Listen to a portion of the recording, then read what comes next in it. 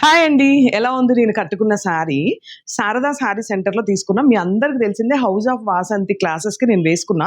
Actually చాలా మంది blouse గురించి అడుగుతున్నారు.